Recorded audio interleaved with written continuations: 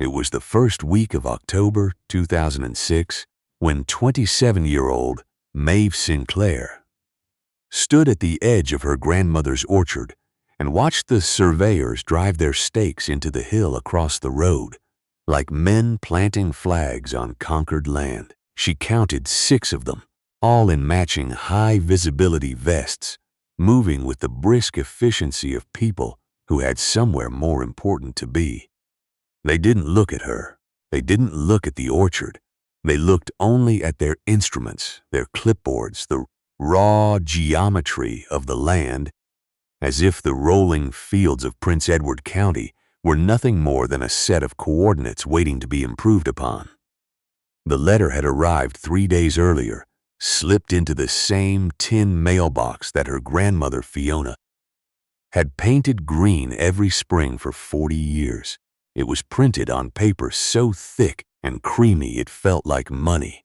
It announced, in language that managed to be both cheerful and threatening, the planned development of Lake Crest Estates, a luxury vineyard resort and spa to be constructed on the 400 acres of farmland directly across County Road 12 from the Sinclair property.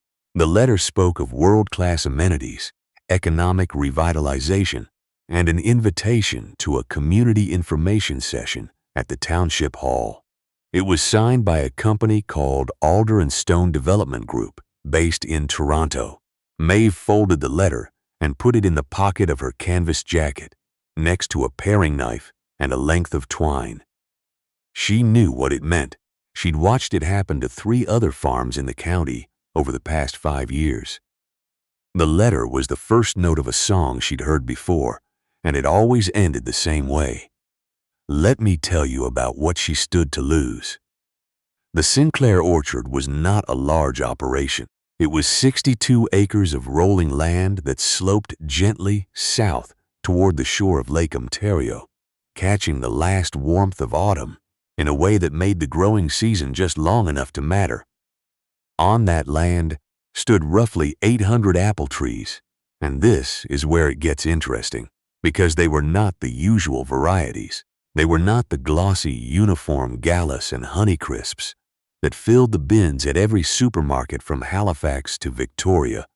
They were heritage breeds, many of them so old and obscure that you could not find them in any commercial catalog. Famous, Pomme Grise, St. Lawrence, Calvilles, and Russets that had been grafted and propagated from rootstock, that Fiona Sinclair's own grandmother had carried across the Atlantic from the Highlands of Scotland in the 1890s. Some of these varieties existed in perhaps a dozen places on Earth. A few existed only here. Fiona had spent her life as their keeper. She was a small, fierce woman with hands like weathered cedar and a memory that could recall the particular fruiting pattern of every tree on the property, sorted by row and year. She had died the previous March, quietly in the upstairs bedroom that overlooked the orchard, and she had left everything to Maeve. The farm, the pressing barn, the old stone root cellar dug into the hillside, where the cider aged in oak barrels that were older than the country itself, and the knowledge passed down not in textbooks but in years of working side by side among the trees. How to read the color of a leaf to know if the soil was happy. How to press a cider so slowly that it kept the character of the fruit, that faint mineral tang that came from the limestone bedrock, a taste you could not manufacture or replicate because it belonged to this specific piece of earth and no other. That cider was the soul of the operation.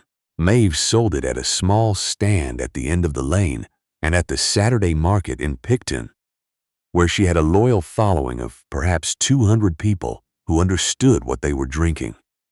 It was not a fortune, but it was a living, and it was honest, and it was hers.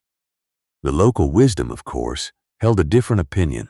Prince Edward County had been changing fast, filling up with Toronto money and weekend people who wanted boutique wineries and farm-to-table dinners served on reclaimed wood.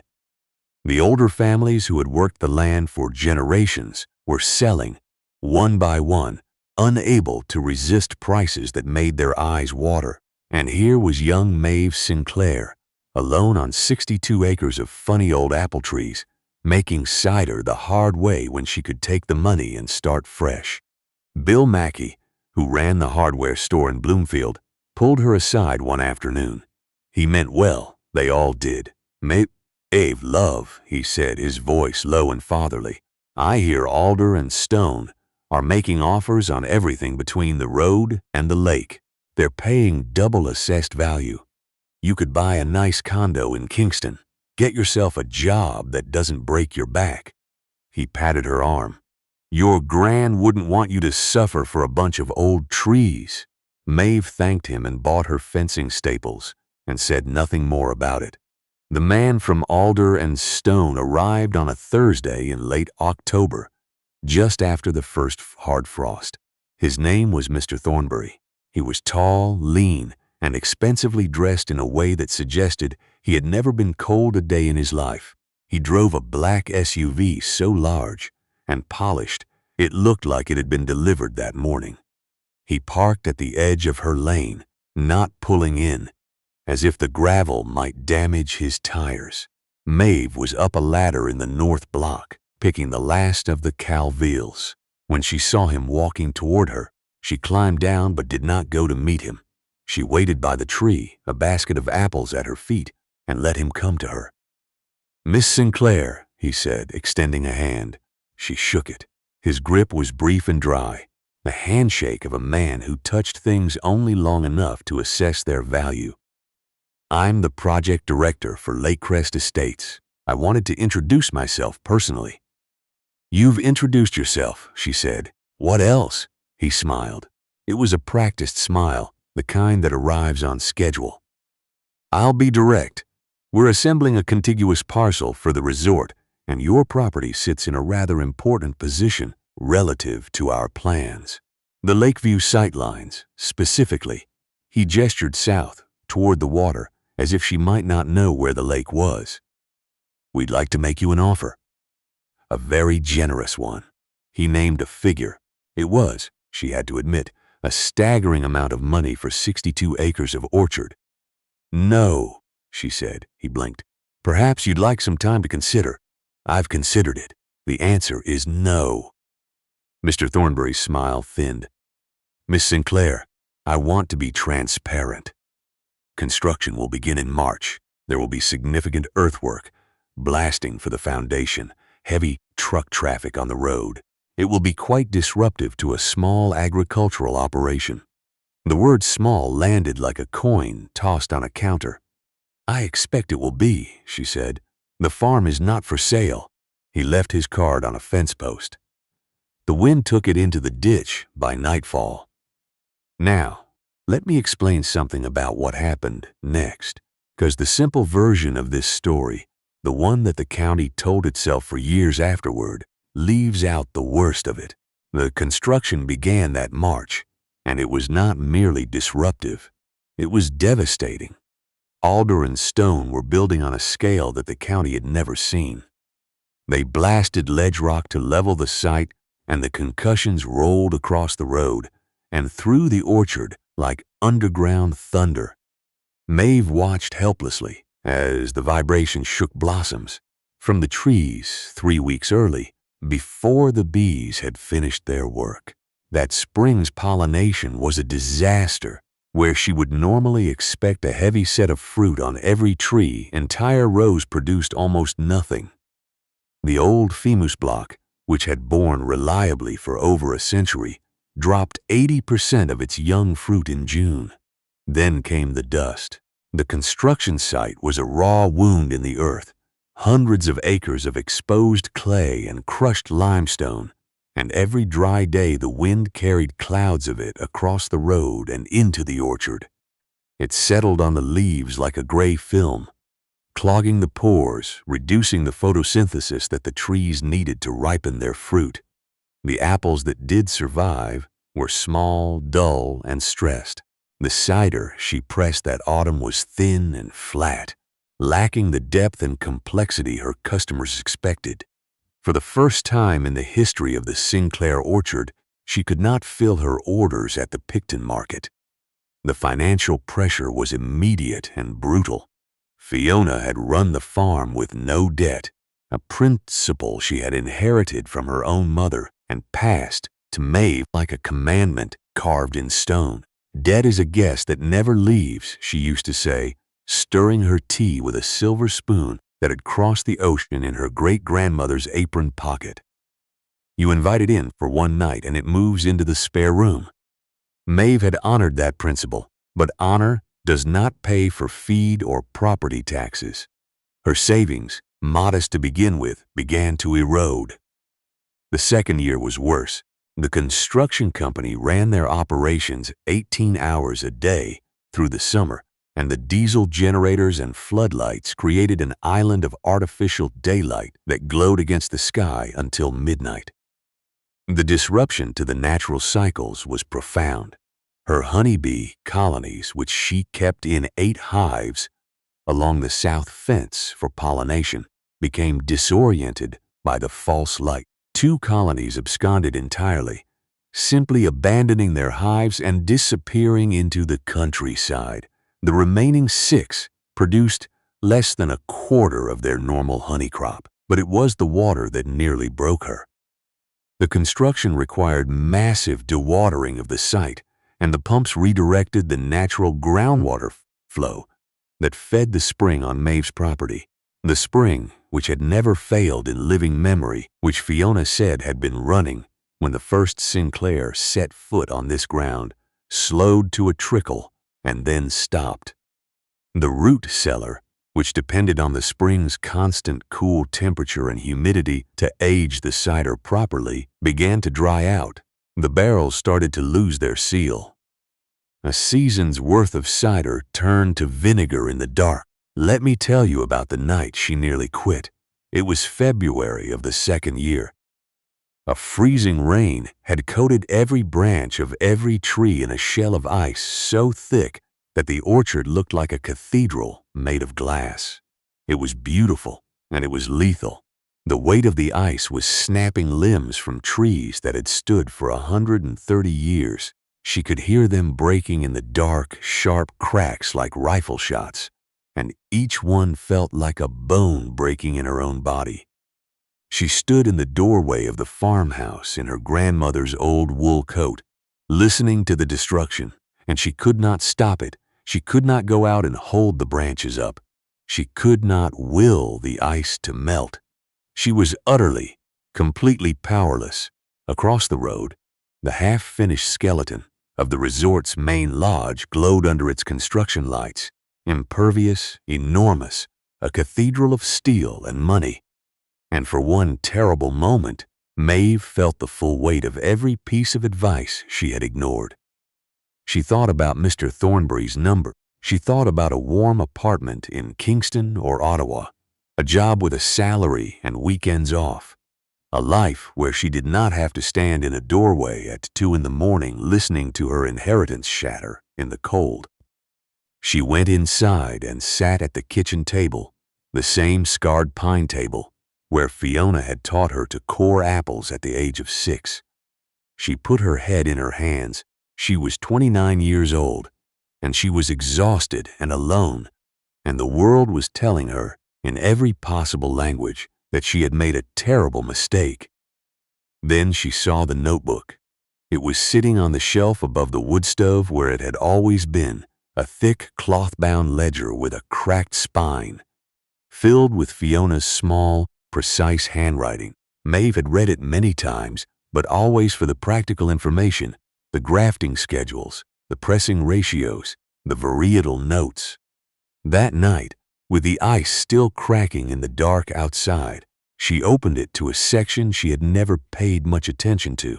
It was dated 1971, and it was titled, "In Fiona's Hand, Windbreak and Sound Barrier, North and West Boundaries."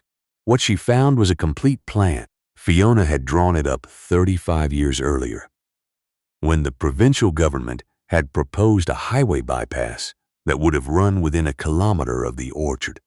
The highway was never built, but the plan remained detailed and specific and brilliant in its simplicity. It called for a layered planting of native trees along the property boundary, fast-growing hybrid poplars on the outside for immediate height and visual screening, a dense middle row of white cedar and balsam fir, species that kept their foliage year-round and whose interlocking branches would form a wall as effective as any fence, and on the inside, a row of sugar maples, the great patient giants of the Canadian forest, slow to grow but enduring for centuries, their canopy eventually rising above everything else to create a cathedral of shade and shelter. Fiona had calculated the spacing, the soil amendments, the expected growth rates. She had even noted the best local nurseries. She had thought of everything because that was who she was. She solved problems the way the land solved problems, not with force but with time. Maeve closed the notebook. She wiped her eyes. She put on her boots and her grandmother's coat. She walked out into the ice storm, and she started making a list of what she would need. That spring, she spent every dollar she had left on trees. Not apple trees this time, but the species in Fiona's plan. The nursery and carrying place loaded her truck 3 times. The owner, a laconic man named Burroughs, who had supplied for decades, did not comment on the quantity. He simply said, "Your gran knew her trees. This is a good plan." He gave her a 10% discount without being asked. And then she dug. For 2 years she dug. Let me be honest about this part, because the romanticized version does a disservice to the reality. Digging 800 holes in Prince Edward County limestone is not poetic. It is brutal, grinding, physical labor that begins with a pickaxe and ends with blisters that turn to calluses, that split and bleed and turn to calluses again. She worked from first light until she could no longer see the ground. She hauled water from the lake in a rusted tank on a trailer behind her grandfather's old Ford tractor. Because the spring was still dead, she wrapped the tender cedar seedlings in burlap against the deer. She staked the poplars against the wind off the lake. The county watched and shook its head. They saw a row of skinny sticks along the fence line, and they saw a woman losing her mind. Old Bill Mackey told anyone who would listen that it was a crying shame. "The Sinclair girl's gone round the bend," he'd say, planting twigs while Rome burns, but Maeve had Fiona's notebook, and Fiona's notebook had the arithmetic. The poplars would gain 2 to 3 meters of height per year. Within 3 years, they would form a screen. The cedars, slower but relentless, would fill in behind them within 5. The maples would take the main lodge. The maples would take a generation, but they would anchor everything, turning the barrier into a permanent feature of the landscape, a living wall that would strengthen with every passing year. The math was patient. Maeve decided she could be patient too. The resort opened in its 3rd year. Lakecrest Estates was, by any measure, a spectacular facility. It had a main lodge built of local limestone and imported timber, a spa that drew mineral water from a deep well, 3 restaurants, a golf course, and a vineyard that had been planted with the earnest ambition of producing wine that could compete with Niagara. The rooms started at $600 a night and were booked solid through the summer. Maeve's wall of trees grew. The poplars, as Fiona had predicted, shot up like green rockets. By the 3rd year, they formed a ragged but effective curtain that blocked the worst of the visual intrusion. The cedars behind them began to knit together, their aromatic branches interlacing into a dense, fragrant hedge. The noise from the resort, the traffic, the amplified music from the terrace bar, the crack of golf clubs, all of it began to soften, filtered through an increasing mass of leaf and wood. The floodlights that had tormented her bees became a diffuse amber glow, no brighter than a winter sunset, and behind that living wall, the orchard began to heal. It happened slowly, the way all real healing does, not in dramatic moments, but in quiet incremental victories. The spring, whose flow had been disrupted by the construction, found a new path through the fractured rock and began to seep again, not as strong as before, but enough to fill the root cellar with its ancient coolness. The bees rebuilt. New queens were raised, new colonies established. The trees, relieved of the worst dust and vibration, set fruit again, with something approaching their old generosity. Maeve pressed cider that autumn with hands that shook, not from fatigue, but from something she had not allowed herself to feel in years: hope. The cider was not yet what it had been, but it was close. It tasted of the place again, that mineral signature, that ghost of limestone and lake air and 100 years of careful tending. It was coming back. She rebuilt her stand at the end of the lane. She returned to the Picton market. Her old customers came back, and they brought friends. Word spread in the slow, reliable way that word spreads in a small community. The Sinclair cider is back. It's even better than before. You have to try it. 5 more years passed. The trees thickened. The wall became a forest. Now, let me tell you about the woman who changed everything. Because every story like this has a moment where the outside world reaches in and pulls the hidden thing into the light. Her name was Judith Okafor, and she was a food writer for a national magazine. The kind of writer whose opinion could make or break a restaurant. She was staying at Lakecrest Estates for a weekend feature on the county's wine and culinary scene. She was, by her own later admission, bored. The resort's restaurants were technically excellent, but soulless, serving the same deconstructed this and foam-topped that she had eaten at 100 other places that confused expense with meaning. On her second afternoon, she went for a walk.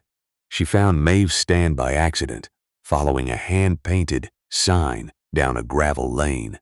The stand was a converted hay wagon parked under an old maple, with a wooden shelf displaying a few wheels of apple cider cheese, some jars of crabapple jelly, and a dozen bottles of cider with handwritten labels. There was a tin cash box and a sign that said "Honor System." No prices. Just a suggestion. Pay what you feel is fair. Judith bought a bottle of the Palm Grise, a single variety cider, and a wedge of the cheese. She sat on the tailgate of the wagon and opened the bottle. She took a sip, and then she sat very still for a long time. The article appeared 2 months later. It ran 6 pages. The headline was "The Accidental Treasure of Prince Edward County." Judith wrote about the cider with the kind of reverence usually reserved for first-growth Bordeaux. She described the Palm Grise as having the complexity of a fine Calvados, with notes of honeycomb and cold stone and something wild and unnameable that she could only call the taste of a specific place. She wrote about Fiona's heritage trees, about the varieties that existed nowhere else, about a young woman who had chosen to tend them rather than sell them. And she wrote about the living wall and what it protected. She contrasted it, gently but devastatingly, with the resort across the road, which she described as a beautiful machine for the production of pleasant but forgettable experiences. The response was immediate. Within weeks, resort guests were asking the concierge about the Sinclair farm. "Where is this orchard? Can we visit? Can we buy the cider?" The concierge had no answers. The resort's beverage director, who had stocked the bars with wines from British Columbia and imported craft beers, had never heard of it. The chef, who had built his menus around suppliers in Toronto, had never tasted it. They were caught flat-footed. Their most discerning guests, the ones paying $800 a night, were walking past the spa and the infinity pool to buy cider from a wagon at the end of a dirt road, and they were coming back raving about it. The irony was exquisite, and Maeve savored it quietly. She did not gloat. She did not give interviews. She simply kept making cider. When Mr. Thornbury's car appeared on her lane for the second time, almost exactly a decade after his first visit, she recognized it immediately. Though it was a different vehicle, newer, sleeker, the kind of car that announces its own importance. He was older. The sharp confidence she remembered had been replaced by something more careful. A wariness around the eyes that suggested he had learned, in the intervening years, that not everything could be acquired on the first offer. Maeve was in the pressing barn, feeding apples into the old granite mill that Fiona had restored in the 1970s. The air smelled of crushed fruit and cold stone. She did not stop working when he appeared in the doorway. "Miss Sinclair," he said. "Mr. Thornberry." She did not look up. He stood there for a moment, watching the apples being ground, the juice running in a clear stream into the oak-catching trough. He looked out of place in a way that was almost painful, his city shoes already darkened with must from the barn floor. "Our guests have been finding their way to your stand," he said, choosing his words with visible care. "In significant numbers. I've noticed we've been receiving requests, specific requests, for your products in our restaurants and gift shop." Maeve fed another basket of apples into the mill. "That must be inconvenient for you." He was quiet for a moment. "We'd like to discuss a supply arrangement." She finally looked at him. "You once told me my operation was too small to matter. I said it was incompatible with our vision. And is it still?" He had the grace to pause. "Our vision has matured." "I see." Maeve wiped her hands on her apron and reached for another bushel. "I'll have my lawyer contact your office. We can discuss terms." He seemed surprised, and then relieved, and then, as her tone registered, cautious again. "Of course, at your convenience." "It will be," she said. The meeting took place the following week at her kitchen table. It was, she later admitted, one of the most satisfying mornings of her life. Her lawyer was a woman named Patricia Dwyer, from Belleville, methodical and unflappable, who had handled Fiona's estate and who understood exactly what Maeve intended. Mr. Thornberry brought two lawyers of his own, both from Toronto, both visibly uncomfortable, sitting in straight-backed wooden chairs, drinking coffee from ceramic mugs that did not match. Maeve let Patricia do the talking. The terms were straightforward. The pricing would be retail, not wholesale, plus a handling fee for delivery. The quantity would be fixed at a level Maeve determined based on what her orchard could sustainably produce. No negotiation on volume. If the resort wanted more than she could make, they would learn to manage scarcity. She would not plant new trees or alter her methods to increase output. The land set the pace, and the land was not in a hurry. Then came the exclusivity clause. The resort would carry Sinclair cider and no other artisan cider. They would serve Sinclair cider cheese in their restaurants and stock it in their gift shop, and they would not substitute any competing product. If their guests wanted what was real, they would get it from her, and only from her. And finally, the flight paths.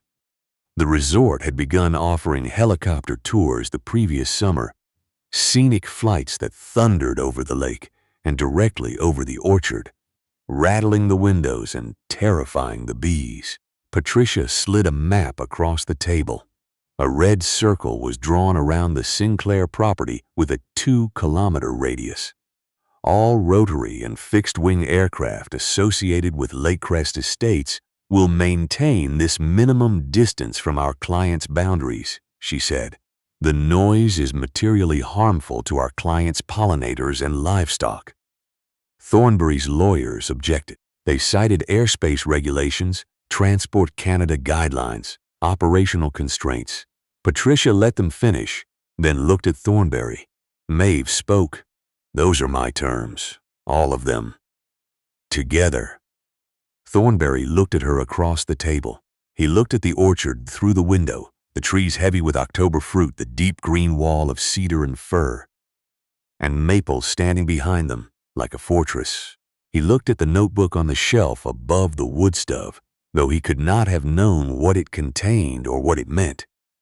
He picked up the pen. "We'll sign," he said. There is a particular kind of victory that does not announce itself. It does not arrive with trumpets or champagne or a dramatic courtroom verdict. It arrives on an ordinary Tuesday morning when you walk out into an orchard that your great-great-grandmother planted, and you realize that it will still be standing when everything built in haste has been renovated, rebranded, and sold to new owners who will never understand why the guests keep asking about the farm across the road. The contract held. It became, over the years, one of those immovable facts of the county's commercial landscape, something that new resort managers were informed of on their first day, the way you might be told about a load-bearing wall. You don't touch it, you don't question it. It was there before you arrived, and it will be there after you leave. Lakecrest Estates changed ownership twice in the following decade. Each new owner initially balked at the terms of the Sinclair contract. Each eventually realized that the contract was not an expense. It was an asset. The Sinclair Cider had become part of the resort's identity, the thing that distinguished it from every other luxury property in the county. Their marketing department, with a lack of self-awareness that Maeve found quietly hilarious, began advertising their exclusive partnership with the historic Sinclair Heritage Orchard. They had tried to erase her, and now they were selling her story as their own. Maeve used the steady income not to expand, but to protect. She bought the 40-acre woodlot that bordered her property to the north and placed it in a conservation trust. She established a heritage fruit tree nursery on the east side of the farm, propagating the old Scottish varieties that existed only on her land, making them available to anyone who wanted to grow them. She did not patent them. She did not trademark them.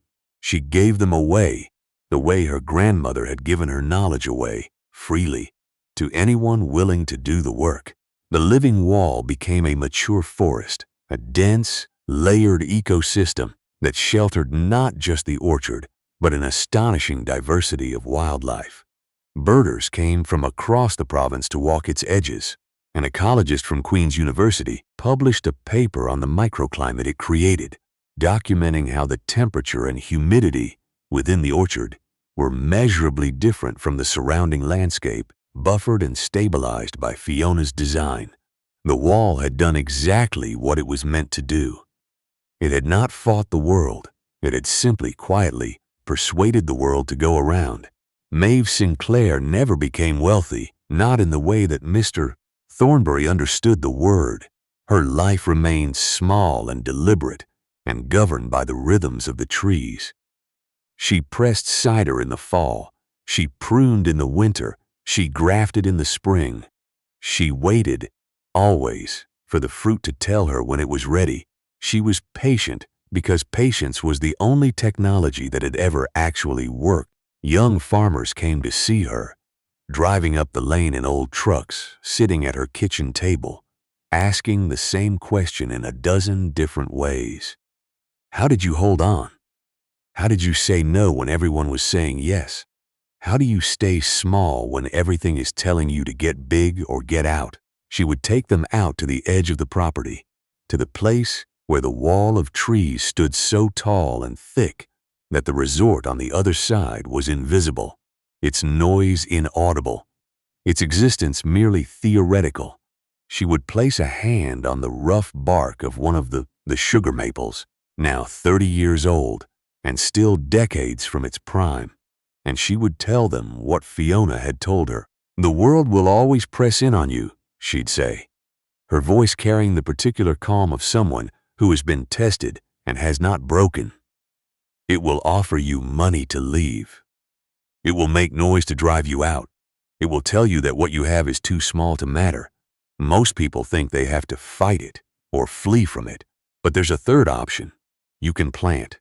You can build something quiet and alive and let the land do what the land has always done. It takes longer than you think you can bear. But what is rooted will outlast what is merely built." On a cool September evening in her 63rd year, Maeve sat on the porch with her niece's daughter, a girl of 19 with steady hands and a way of looking at the trees that Maeve recognized. She handed her the cloth-bound notebook, its pages soft as skin from decades of handling. "This is yours now," she said. "It knows more than I do." The girl opened it carefully, turning the pages with the kind of reverence that cannot be taught, only inherited. Across the road, behind the wall of trees that Maeve had planted and Fiona had designed, and a woman from Scotland had made necessary, by carrying a handful of apple cuttings across an ocean 130 years ago, the lights of the resort glowed faintly against the sky, distant and irrelevant, like the memory of a threat that had long since forgotten how to be frightening. The orchard did not notice. It was busy doing what it had always done, what it would continue to do. Long after the resorts and the developers and the men in expensive shoes had moved on to the next piece of land they believed they could improve. It was growing, slowly, in its own time, in the only direction that matters.